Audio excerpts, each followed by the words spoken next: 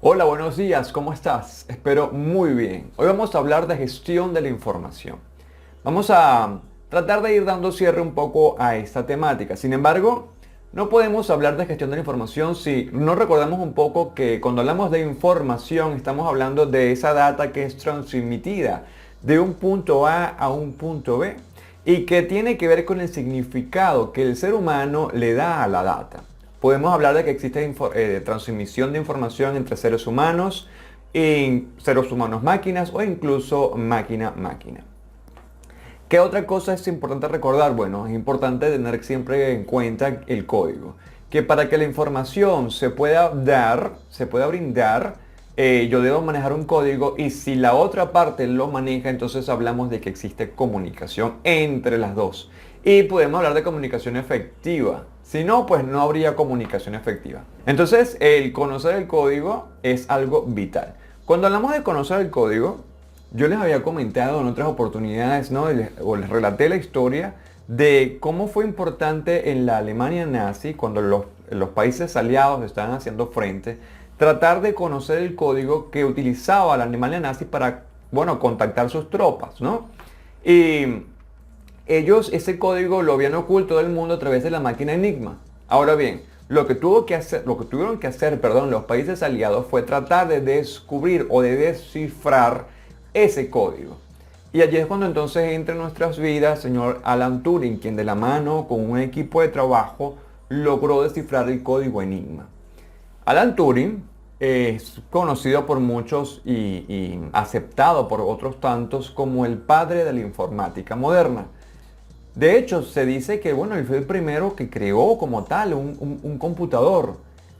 Bien, cuando hablamos, y creo que es importante recordar que incluso cuando hablamos hoy día de las pruebas de inteligencia artificial, nos remitimos aún a lo que es la prueba de Turing, que es esa prueba que se hace para determinar o para saber si una persona está consciente de que está hablando con otro ser humano o con un equipo a través de un sistema de tecnología de información y comunicación. Bien, entonces, ok, ya hablamos un poco de Turing, hablamos de que, bueno, hay muchas teorías conspirativas por allí. Lo que sí es cierto es que él se suicidó porque, bueno, pues en esa época era ilegal ser homosexual en el Reino Unido, descubrieron que era homosexual y, bueno, le dieron cárcel por cárcel. No fue más allá la sentencia debido a los aportes que había dado a la ciencia, pero, bueno, le dieron cárcel por cárcel y entonces él bueno, por lo que sintió, por lo que vivió, decidió suicidarse comiéndose una manzana envenenada. Y aquí es donde entran las teorías conspirativas, porque hay muchas personas que opinan y piensan que ese logo original de la marca Apple, ¿no? Que es una manzana como mordida, vino en honor a Alan Turing. Incluso al inicio el logo era de los colores de la bandera LGBT. Hoy día es blanco. Si esto es cierto o no, de nuevo son teorías conspirativas, muchas personas involucradas con la empresa Apple que lo han desmentido, pero bueno, es lo que se dice coloquialmente. Vamos un poco más allá. Tenemos entonces un computador que en un primer momento eran equipos gigantescos. Yo no sé si ustedes vieron la película o si has visto la película Hidden Figures, ¿no? Figuras ocultas, que son básicamente narra la historia de tres mujeres de color que trabajan en la NASA y cómo crecen en esta empresa y cómo colaboran con lo que fue la llamada era aeroespacial y esa competencia que existió en algún momento entre Rusia y Estados Unidos. Te pongo a colación o te traigo esta película de recuerdo porque en ella, y de hecho la vi hace poco de nuevo, está la IBM y básicamente es un computador que ocupa todo un cuarto. Incluso cuando llegó a la NASA, no encontraban ni siquiera cómo pasarla por las puertas, según la película. Y tuvieron que básicamente derrumbar la puerta para que el equipo entrara. Entonces, desde ese primer momento que tenemos esos macrocomputadores, la ingeniería lo que se ha dado es la tarea de ir reduciendo. Entonces, bueno, hoy día tenemos computadores tan pequeños como un reloj, más pequeños que un reloj, tenemos chips que nos permiten, bueno, en teoría, satisfacer necesidades. El celular, por ejemplo, que yo creo que es el computador de uso más frecuente en el planeta. Entonces, ok, tenemos computadores que se han reducido. Ahora bien, cuando comienza como tal el auge de lo que conocemos como sociedad de la información o sociedad del conocimiento. Bueno, en que hay quienes le dan significados distintos o los diferencian. Bueno, la gran verdad de todo esto es que aun cuando tenemos el computador, el auge como tal viene cuando llega Internet a nuestras vidas. Internet llega, bueno, primero comienza con el ARPANET y luego de ARPANET, que por supuesto eran fines militares, llega a la sociedad. Su uso y extensión comienza realmente cuando le posicionan o cuando sobre ella montan lo que son los sistemas web. Cuando hablamos de web nos tenemos que remontar a Tim Berners-Lee en el Instituto CERN en Suiza, quien dijo, bueno, yo tengo dos computadores, pero ¿y cómo hago para enviar información de uno a otro? ¿Cómo los conecto? Ah, bueno, vamos a ponerlo en un punto de vista bien sencillo. Vamos a conectarlos a través de un cable, que puede ser un cable físico, puede ser un cable, puede ser un low-fi, puede ser un Wi-Fi, podemos hablar de ondas, podemos hablar, en fin. Pero vamos a imaginarnos un cable. Entonces tenemos conectado un computador A con un computador B. Ahora bien, cuando comenzamos a conectar más computadores a ese sistema, Tim Berners-Lee, y lo ves desde un punto de vista global, dice, wow, esto lo que parece es una gran telaraña mundial. Eso en inglés es World Wide Web. Y bueno, entonces ahí comenzamos a ver la aparición en nuestras vidas de ese www antes de el dominio de una página. Ok, entonces tenemos la web. Tim Berners-Lee entonces comienza a definir la web y dice, bueno, según como yo lo veo, existen 4 tipos de web. Está la web 1.0, en la cual hay presencia de comunicación entre las partes, pero básicamente el usuario lo que puede nada más es leer la información que se presenta, por ejemplo, en alguna página. Luego viene la web 2.0 y en la 2.0 es donde vemos esta expansión como tal de los sistemas de tecnología de información y comunicación como los conocemos. Llega a nuestras vidas las redes sociales, que básicamente, bueno, cambió el mundo. Tenemos Facebook, tenemos Twitter, tenemos Instagram, Pinterest, etcétera, etcétera, etcétera. Entonces, en estas redes sociales se da la oportunidad, blogging, se da la oportunidad de que los usuarios se comuniquen en tiempo real. O, bueno, también puede ser asincrónico, pero el punto es que yo puedo comenzar a dejar comentarios y luego obtener un feedback de lo que sea que estoy diciendo o leyendo. Luego viene la 3.0 y entonces aquí entra en nuestras vidas lo que son los aspectos semánticos y unas primeras bondades de inteligencia artificial. Cuando hablamos de la 3.0 estoy hablando de una organización tal de los sistemas que permiten brindarle a los usuarios la oportunidad de satisfacer necesidades que tal vez el usuario ni siquiera conoce que tiene. Y esto se logra a través de un rastro digital. Nosotros cuando estamos en la web estamos en todo momento dejando un rastro, un yo digital, un avatar.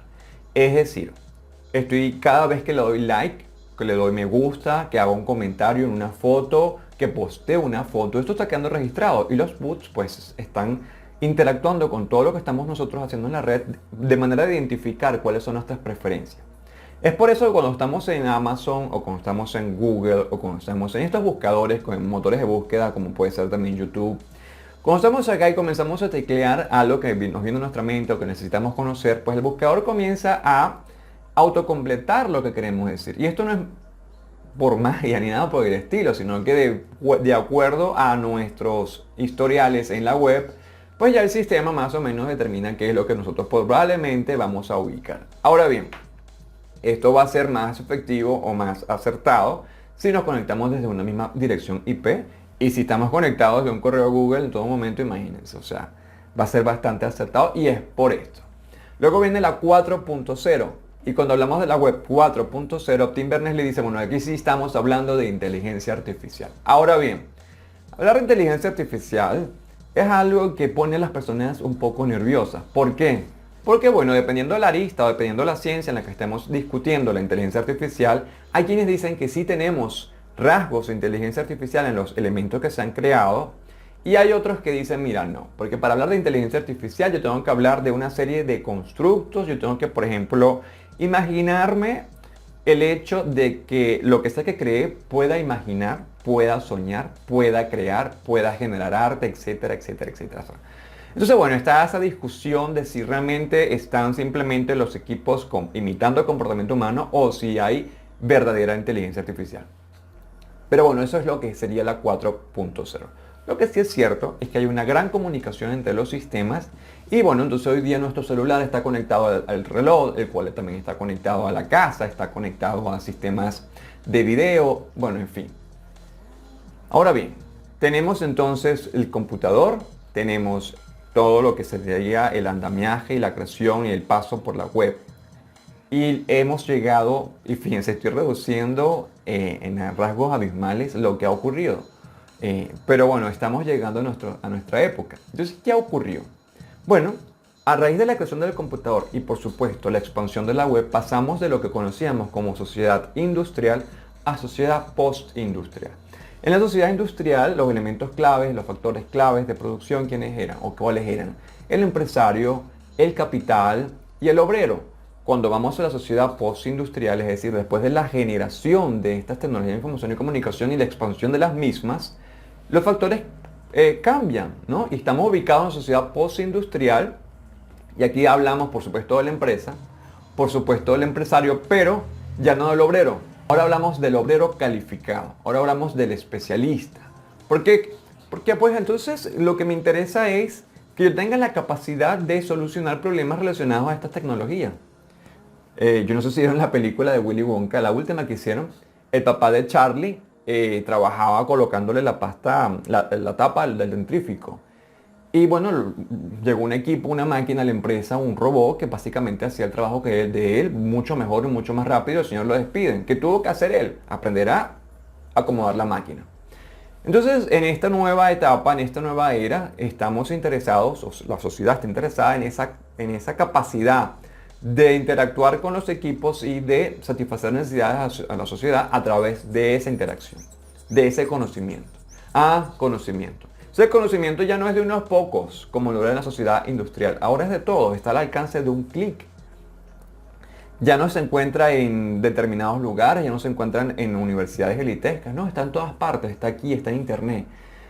Pero la cuestión no simplemente es que el conocimiento, es que sepamos acceder al mismo y sepamos darle un buen uso. Lo que sí es cierto es que entonces la sociedad se volcó al uso de la internet para pues, buscar información y para generar conocimiento, a veces colaborativos, a veces no. Y cuando está la sociedad entonces en esto hablamos de que como tal se genera esa llamada sociedad de la información. Se genera esa llamada, y aquí bueno, Manuel Castells es el pionero básicamente de los conceptos y constructos relacionados a ella. Tenemos la llamada sociedad del conocimiento, y cuando hablamos entonces de sociedad del conocimiento es lo que estoy comentando, es cómo nos volcamos como sociedad al uso de las tecnologías para generar conocimiento, colaborativo o no. Bien, entonces hablando de sociedad de la información, sociedad del conocimiento, que fíjense que son cosas un poco distintas. Cuando hablamos de sociedad de la información, entonces es que tenemos acceso a información a través de estas tecnologías. Cuando hablamos de sociedad del conocimiento es porque generamos conocimientos a través del uso de esta tecnología.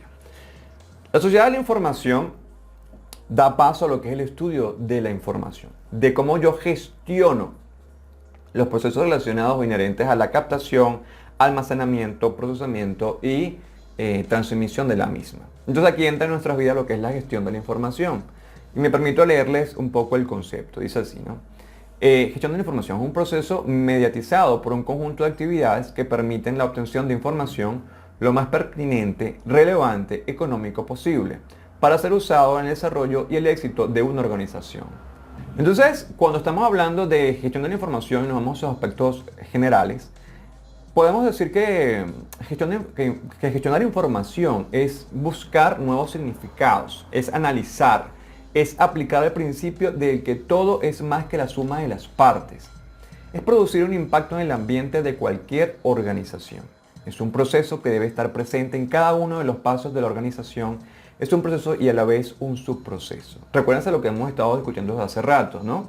Cuando estamos hablando de sistemas, que tenemos sistemas y dentro de ellos tenemos elementos que componen el sistema como tal. Tenemos procesos y subprocesos.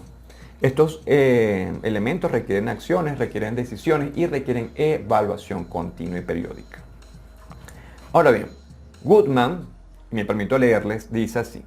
Goodman plantea que la gestión de la información es todo lo que tiene que ver con la información correcta, en la forma adecuada para la persona indicada, al costo correcto, en el momento oportuno, en el lugar indicado para tomar la acción precisa. White, en 1985, La denomina como la coordinación eficiente y eficaz de la información procedente de fuentes internas y externas. Y para Pon Juan, cuando se menciona gestión de la información, se refiere a la gestión que se desarrolla en un sistema de información.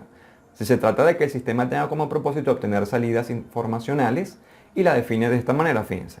El proceso mediante el cual se obtienen, despliegan o utilizan recursos básicos que tienen que ver con económicos, físicos, humanos o materiales, para manejar información dentro y para la sociedad a la que sirve. Tiene como elemento básico la gestión del ciclo de vida de este recurso y ocurre en cualquier organización. Es propia también de unidades especializadas que manejan este recurso en forma intensiva, llamadas unidades de información. Ok, hemos definido gestión de la información por varios autores y fíjense que si podemos destacar algunos elementos de lo que ya les había comentado, ¿no? Que al final del día tiene que ver con cómo yo capto, cómo yo almaceno, cómo yo proceso, cómo yo transmito información y por supuesto cómo yo evalúo las diferentes etapas que estoy mencionando, ¿no? Habría que hablar un poco incluso de indicadores de gestión para ver qué está ocurriendo, cómo yo estoy transmitiendo, ¿no?, la información y qué estoy generando en la organización, bien sea pública o privada, en la que yo estoy posicionado en algún momento. Entonces, fíjense el recuento que hemos tenido, ¿no? Estuvimos hablando de sociedad, del cambio de sociedad, hablamos un poco de los elementos en cada una de ellas, hablamos de cómo se crea el computador, luego vamos a lo que es, o no cómo se crea, cómo realmente comenzamos a darle un uso eficaz para la ciudadanía o para la sociedad al computador de la mano de Alan Turing. Luego fuimos a lo que fue la web con Tim Berners-Lee y cómo se expande, que yo lo dije muy rápido, pero bueno, esto da para muchísimo. Esto da para que nos sentemos a hablar de cada una de las webs en diferentes clases, ¿no? En la 1.0, como yo leo información, en la 2, como tengo el uso de redes sociales. Y entonces aquí vienen las wikis, aquí viene el comercio electrónico, aquí viene la banca electrónica, aquí viene el derecho electrónico, la ingeniería 2.0, etcétera, etcétera, etcétera. Luego viene la 3 y la 4. Me faltó decir que hay personas que ya incluso piensan que existe la 5.0. No me quiero meter allá. Pienso que si aún no tenemos claro la 4 como vamos a la 5, pero ya hay quienes están diciendo no, ya estamos en la 5.0. Al final del día tenemos que maximizar el valor y los beneficios que sean derivados de la información. Eso es lo que estamos en todo momento buscando, eso es lo que se quiere lograr desde la gestión de la información y por supuesto minimizar costos. Indistintamente de la carrera que nosotros estemos parados y sobre la cual estemos haciendo uso de conocimientos científicos propios de la misma, queremos siempre minimizar los costos.